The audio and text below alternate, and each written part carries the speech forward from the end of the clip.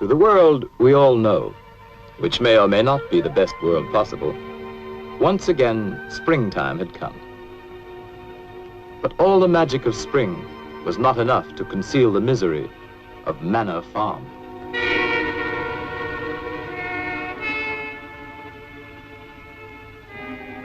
Once thriving and fruitful, the farm and its owner, Mr. Jones, had fallen on evil days. Beset by problems of his own making, Mr. Jones had turned to drink. And for his misery, he had found poor company.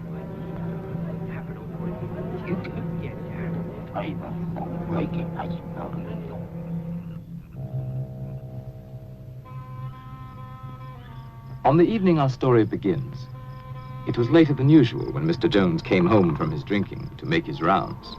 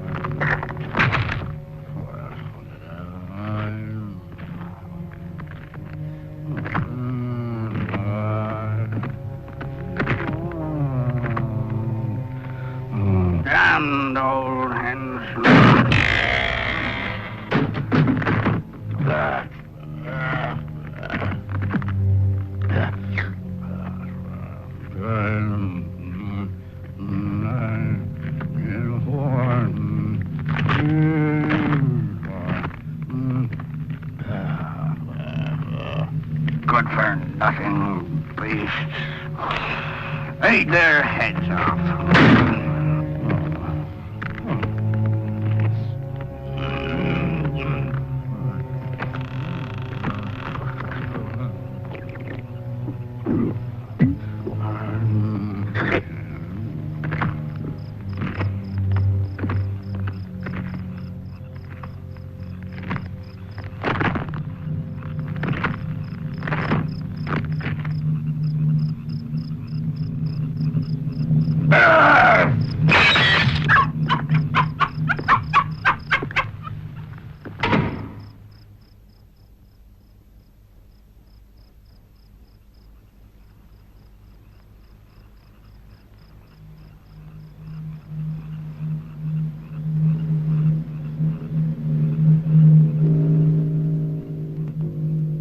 On this night, all the animals had agreed that as soon as Mr. Jones was in bed, they would gather in the main barn for a secret meeting called by Old Major, the prize boar hog, who because of his years was regarded as by far the wisest of the animals.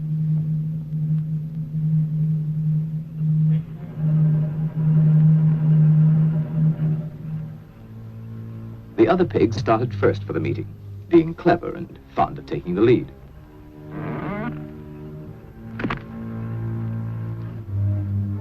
They were followed by Boxer, largest and strongest of the horses, and his devoted friend, Benjamin, the donkey. All the other animals, great and small, were anxious to get there, for such a meeting had never been held before.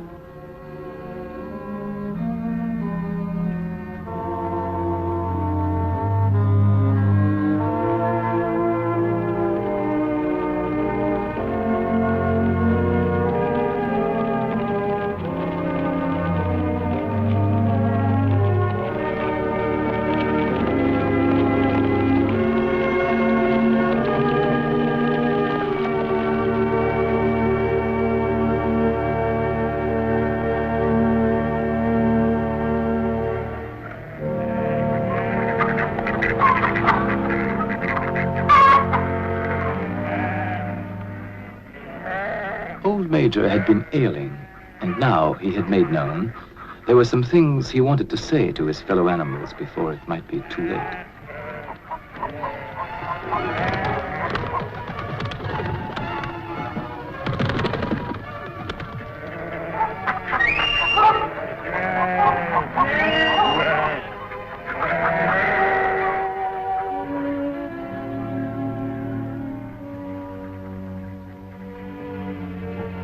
took a while for all to find their seats.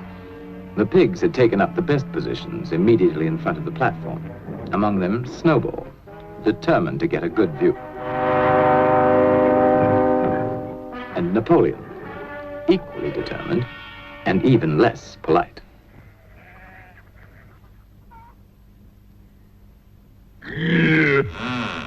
What was that? No. No, it wasn't Mr. Jones.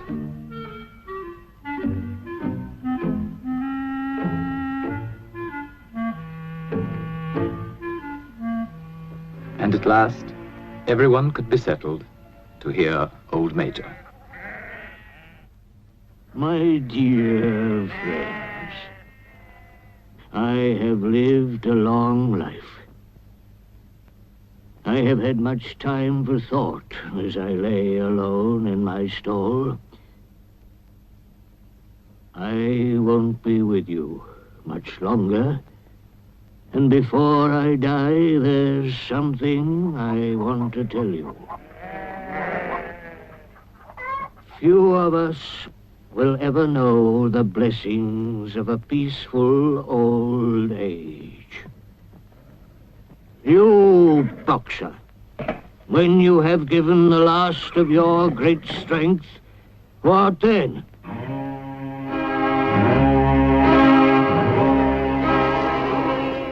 Whatever we produce is taken from us, stolen from us, and sold. Our children are born to cold and hunger. Look at them while you can. You porkers, do you know what the future holds for you?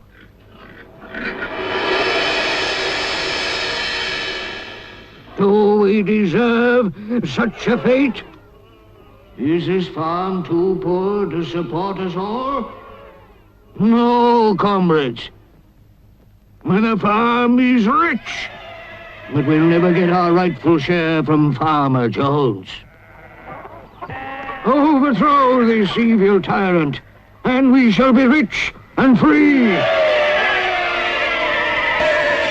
Courage!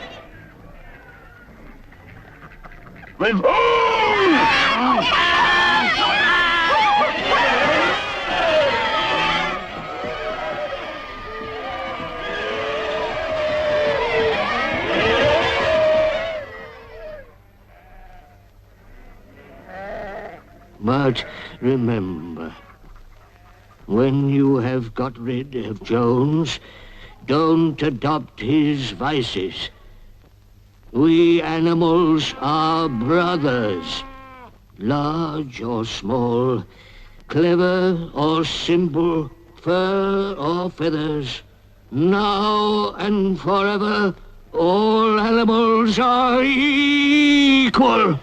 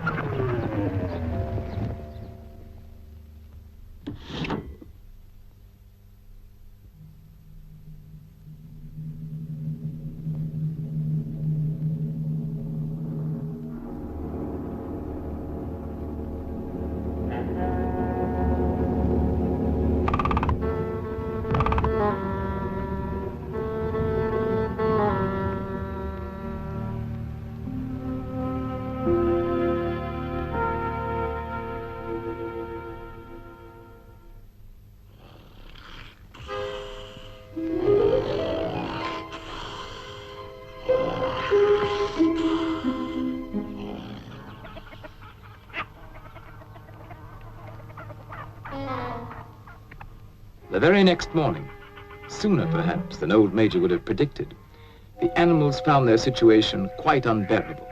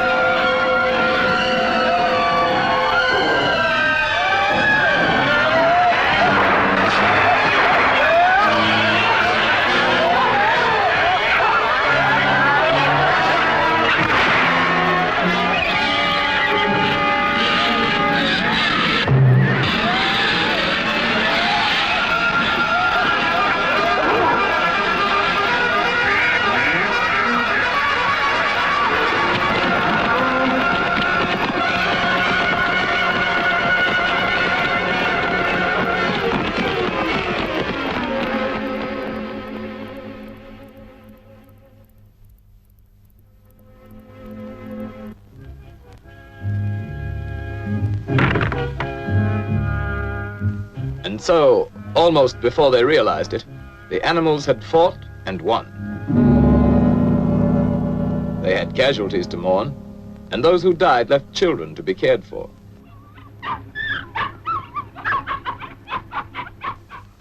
But Manor Farm was theirs, and they lost no time in destroying everything that reminded them of hateful Mr. Jones.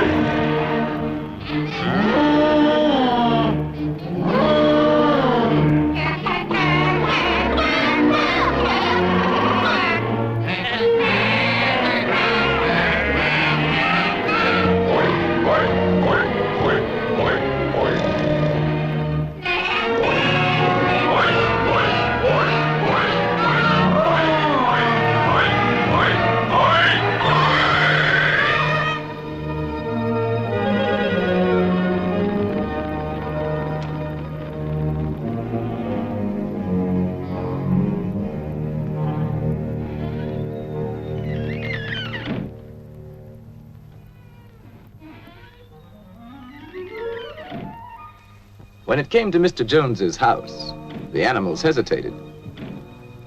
Napoleon showed the way, but Snowball took the lead in entering the place where their tyrant had lived.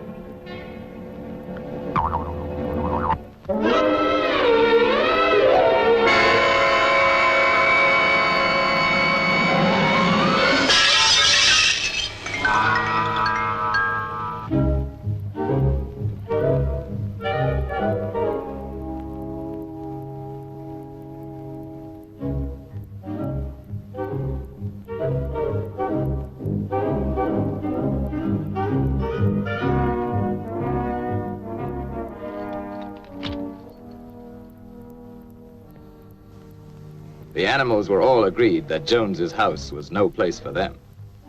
All, that is, except Napoleon.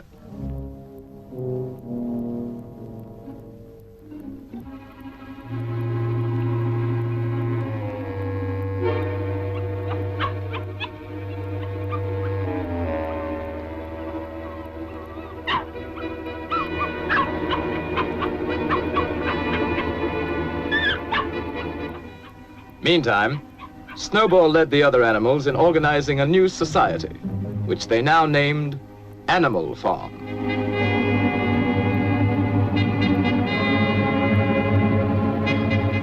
So that all might see and agree, the laws of Animal Farm were inscribed in a prominent place, to be remembered and obeyed forever. No animal shall sleep in a bed.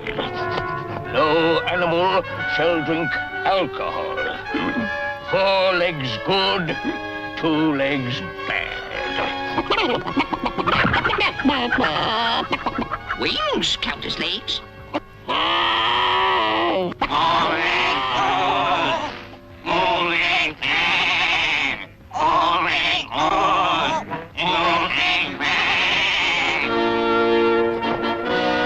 No animal shall kill another animal. All animals are equal.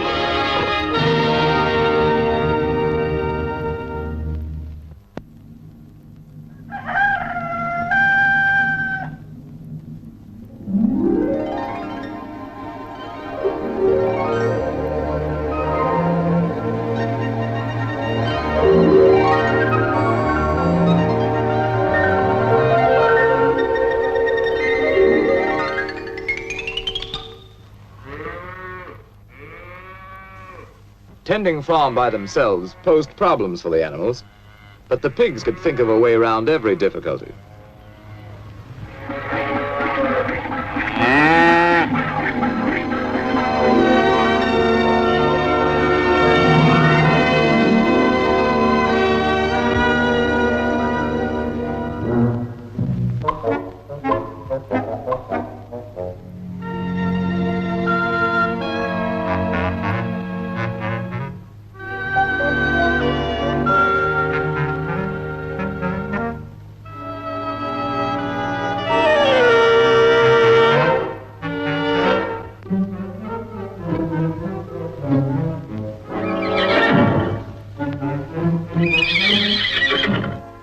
Boxer was the admiration of everybody.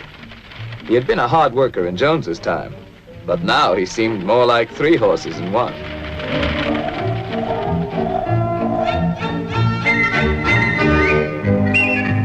Instructed by Snowball, other animals worked out the rest for themselves, and the farm work was done like magic.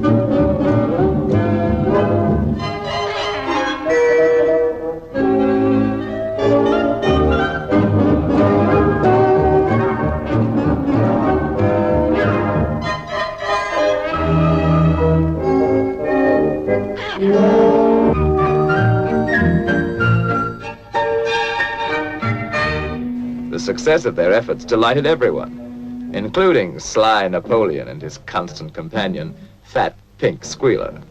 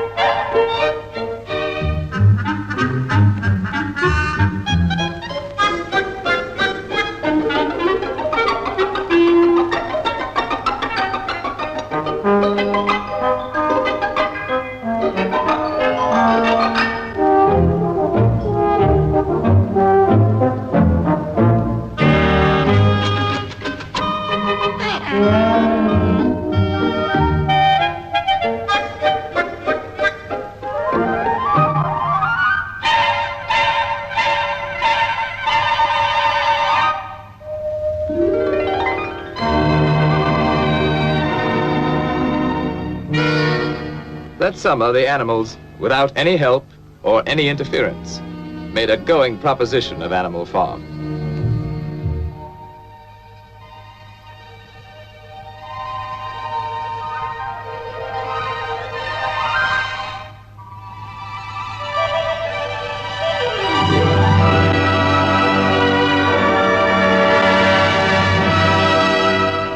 The fields yielded richly, and they were cut and gleaned with diligence and devotion.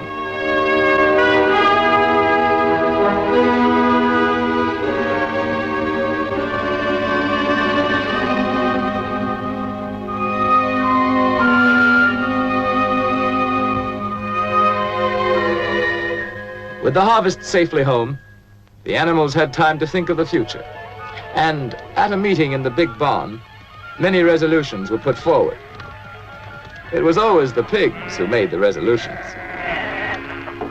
Comrades, our first 5-month plan is a farm-wide triumph. And the time has come to spread the glorious news, so that our downtrodden comrades on other farms will break their chains and join the animal revolution.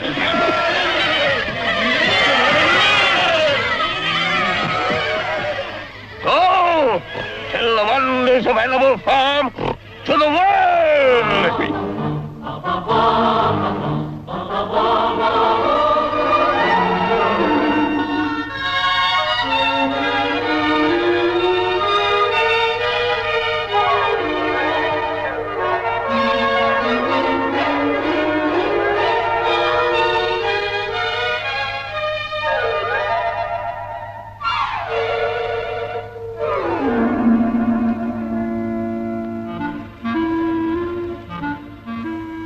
Some animals, content with their lot, were unimpressed by tales of peace and plenty.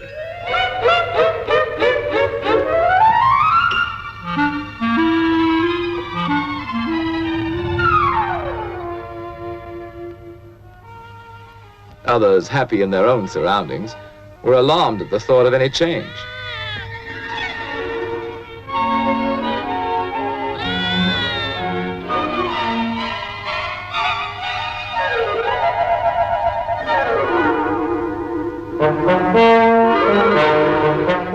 But wherever they were having a bad time, animals listened with interest.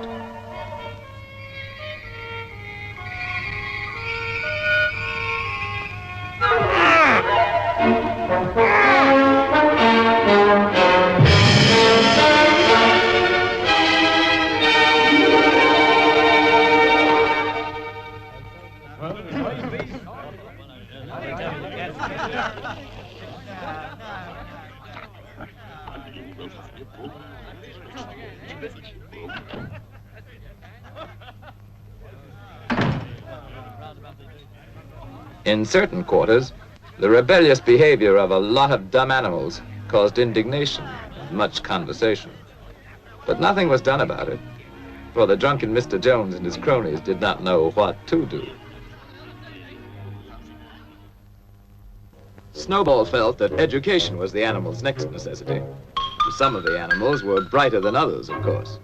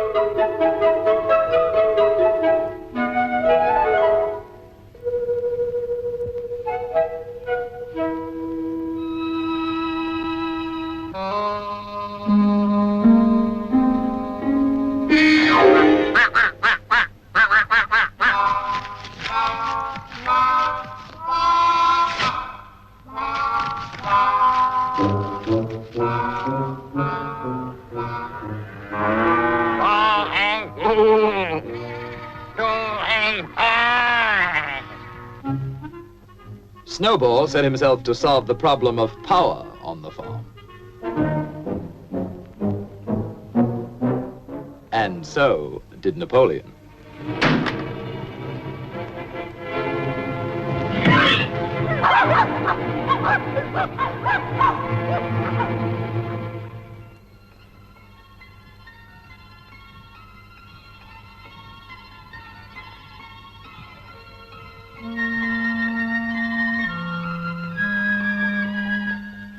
In January, there came bitterly hard weather.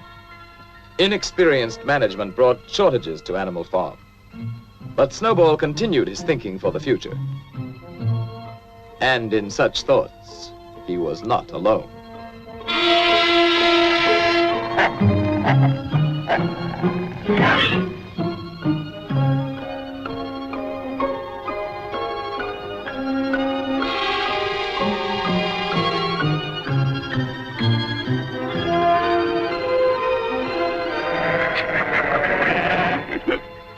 Comrades, I have prepared a new plan for Animal Farm. Here it is. All it needs is your vote. At first, we will have to work more and eat less. But my plan will bring us electricity. It will mean a warm barn in winter. A light in every stall. Sty at roost. Luxury for all. Comrades, in one short year, Animal Farm will be the finest in the world. Dreams, dreams. A vote for my plan is a vote for the life beautiful. It's a lie. I'll promise you a 4-day week. Bosh! Perhaps a 3-day week. Nonsense! A 1-day week.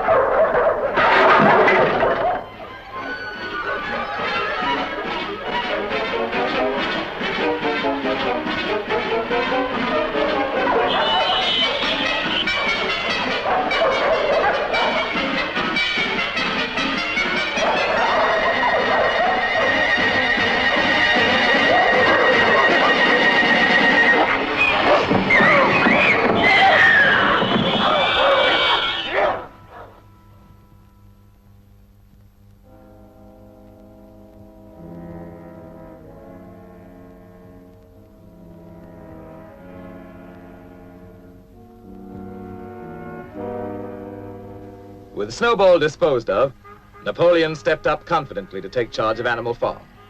And Fat Pink Squealer became his obedient follower and assistant.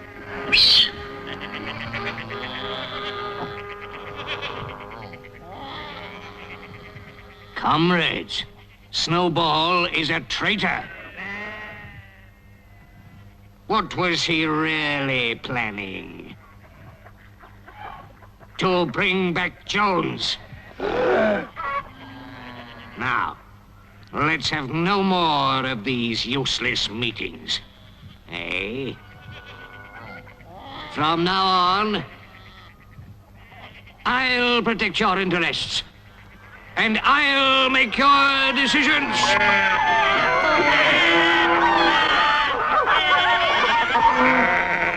Let me show you my plan for Animal Farm.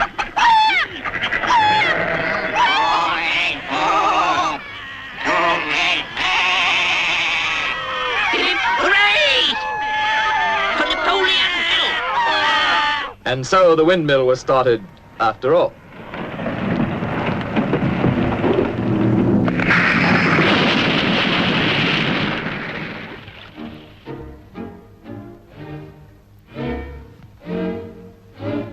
Nothing could have been achieved without Boxer, whose strength was greater than that of all the other animals put together.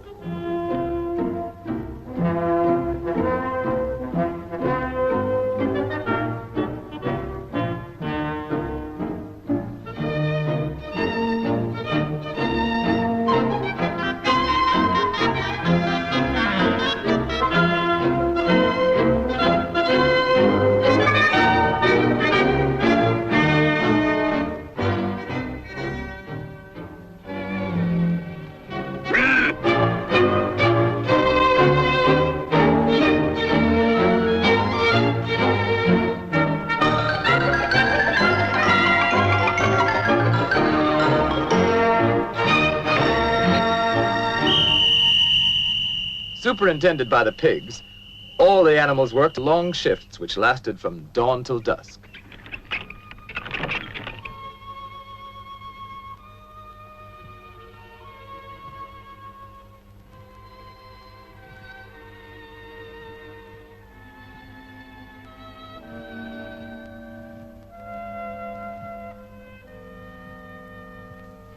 Rations were shortened for the workers, but the pigs, by virtue of their brain work, were plentifully provided for.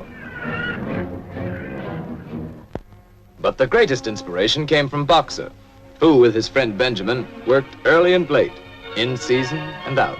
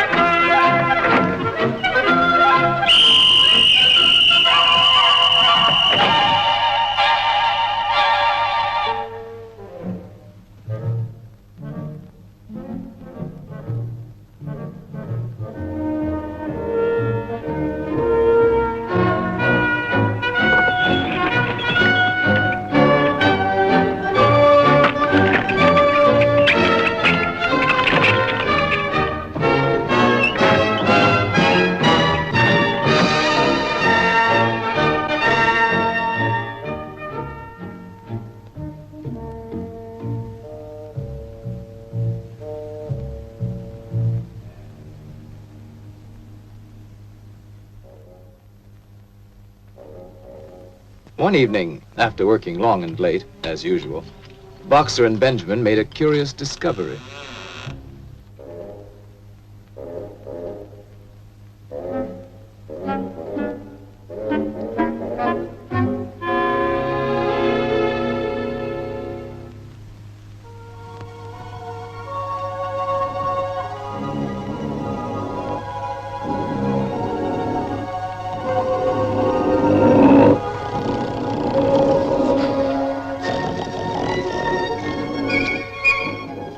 Word of what now went on at night in Jones's house spread quickly through Animal Farm.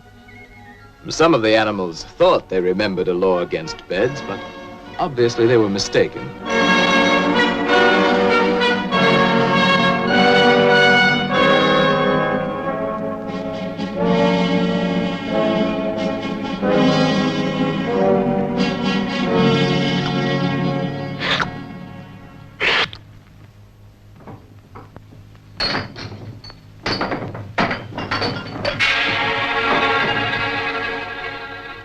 And now, other changes in the laws of Animal Farm were in store.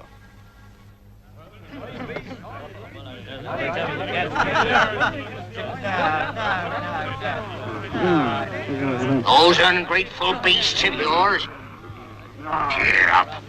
They won't last. Another winter will bring them to their knees. Anyway, where are they gonna buy the things they need? In Mr. Jones's circle, the subject of shortages at Animal Farm was a popular one. And a sharp trader named Whimper was just the sort to do something about it.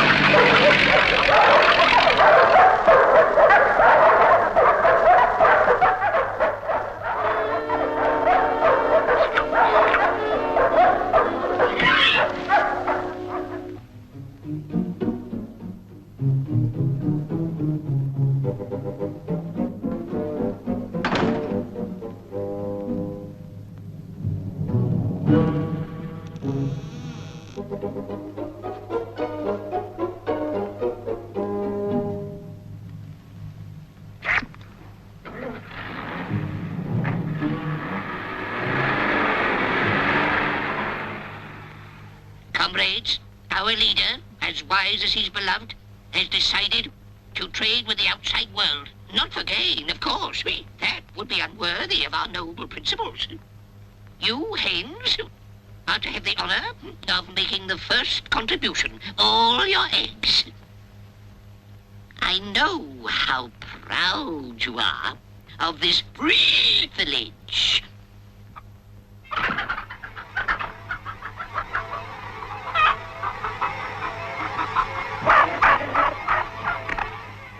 The chickens seemed to remember old Major saying that their eggs should never be taken from them.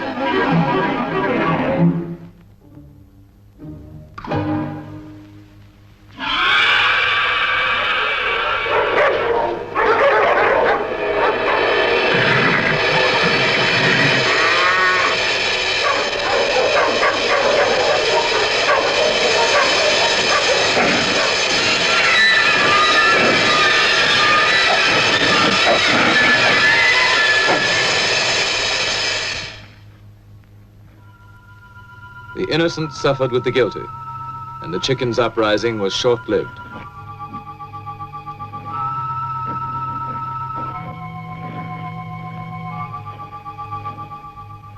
Comrades, I have made a terrible discovery. There are traitors among us. Yes, comrades. In league with Jones and Snowball. To destroy Animal Farm.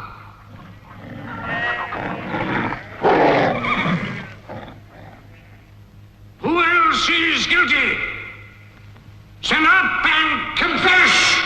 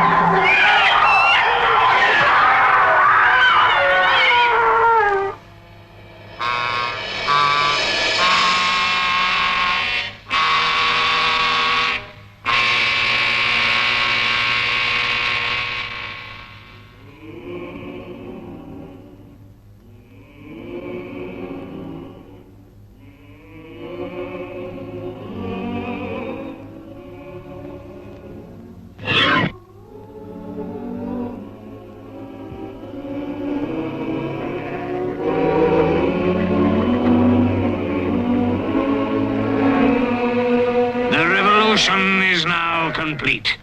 We have no more use for that song.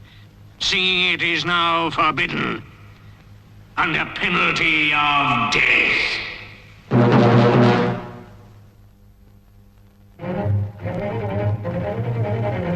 Trade between Animal Farm and the outer world now became quite brisk.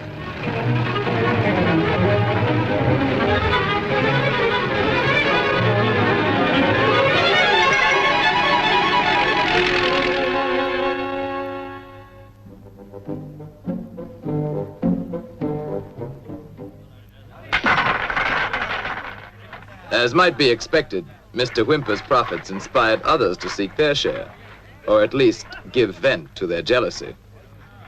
Animal Farm seems to be making money. For Whymper.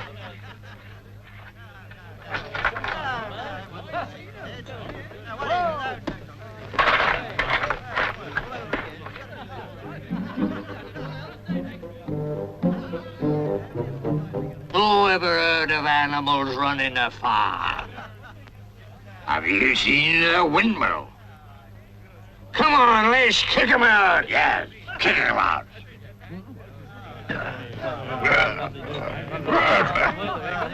The original owner was not invited to join this movement. His neighbors let him know his day was done.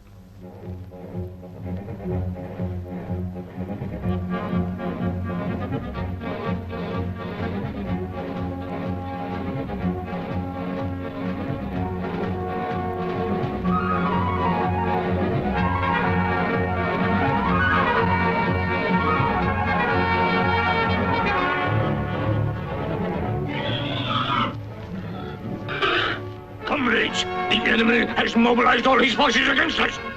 We must save Animal Farm from the hateful enemy. At all costs, with animals.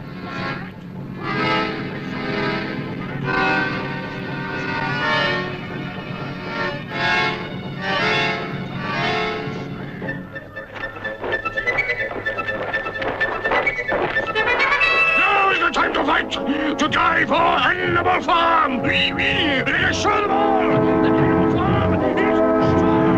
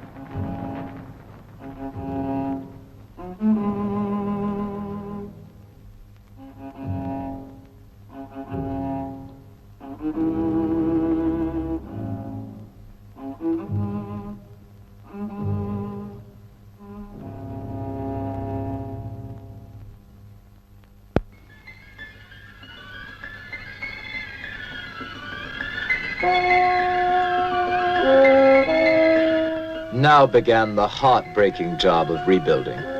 And as before, Boxer and Benjamin worked hardest of all. By now, supervision of the work by pigs was hardly necessary, so they had time for less laborious pursuits.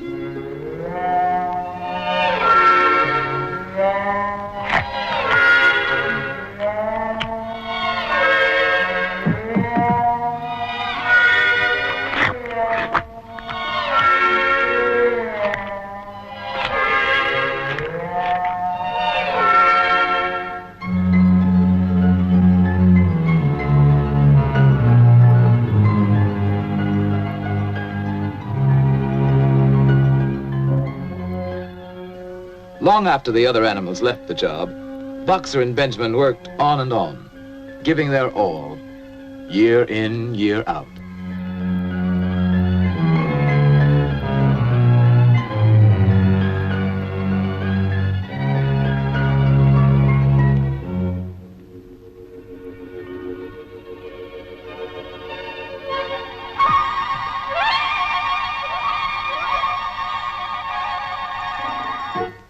A new generation of pigs grew up, endowed with what were considered arts and graces very flattering to Animal Farm and its presiding genius.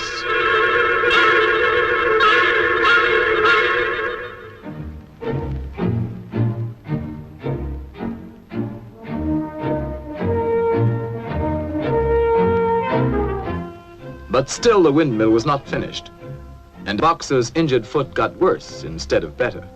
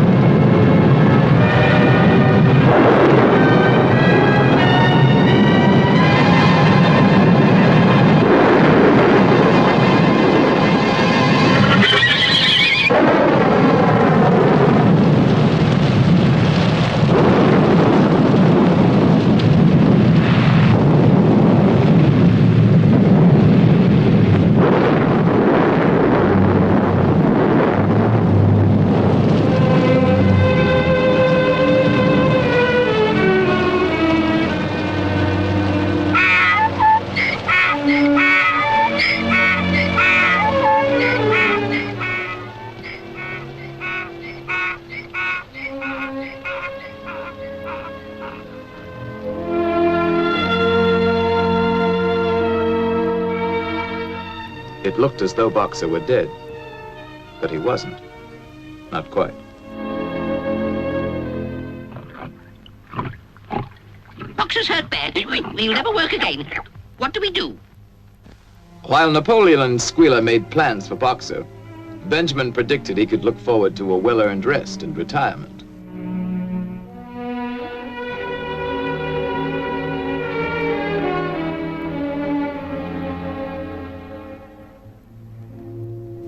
Next day, the windmill work went on as usual, but now without Boxer. And during the morning, what appeared to be an ambulance arrived. Only Benjamin suspected it wasn't an ambulance.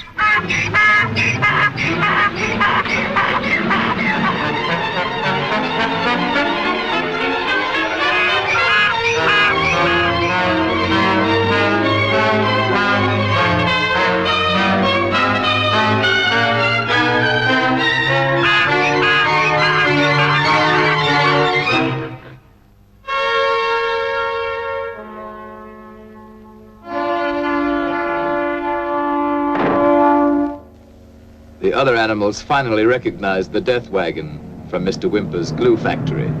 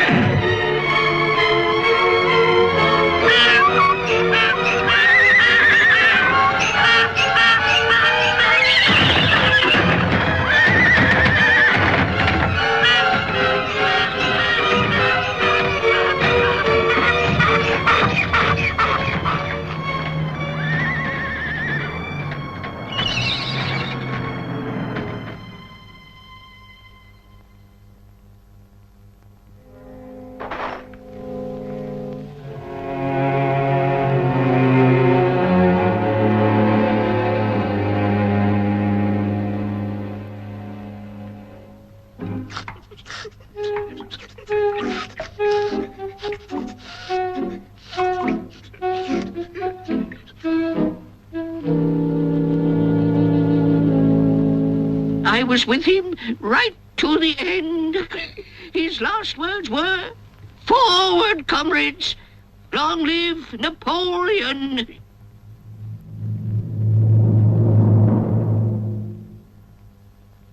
As for the wicked rumor that Boxer was sold to a glue factory, our beloved leader would never do that. Long live Napoleon! Long live Napoleon!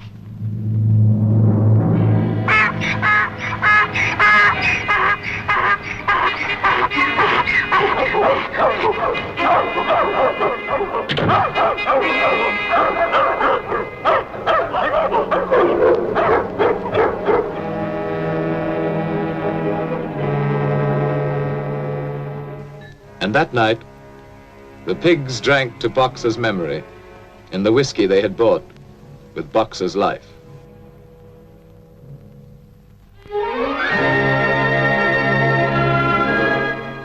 Years passed. The seasons came and went. The short animal lives fled by. The completed windmill stood as a monument to its builder's faith and sacrifice. But the animal's revolution was only dimly remembered. Outwardly, Animal Farm appeared prosperous, but the animals themselves were no better off, with the exception of the pigs and their supreme leader, Napoleon.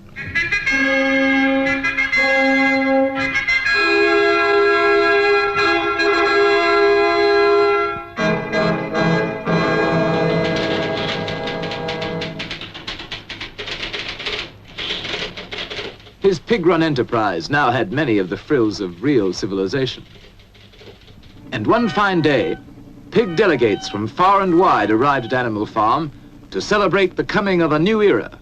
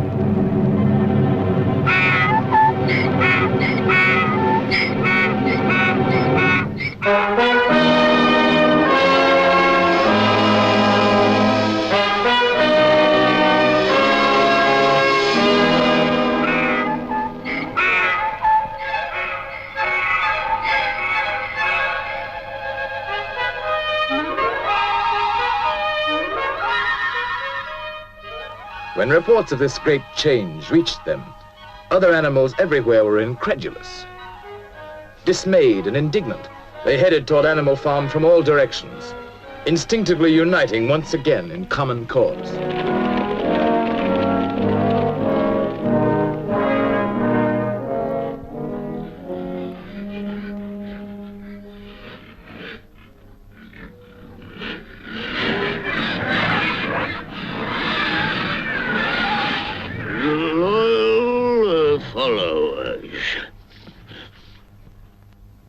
On farms owned and operated by pigs, there is order and discipline. Our lower animals do more work and eat less than on other farms. This will encourage you to make your lower animals work even harder and eat even less.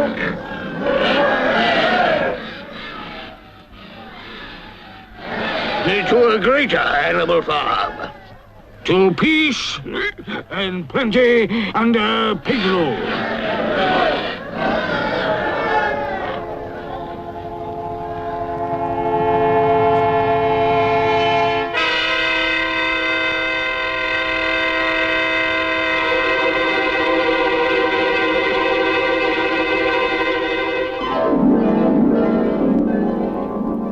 into the day when pigs own and operate farms everywhere.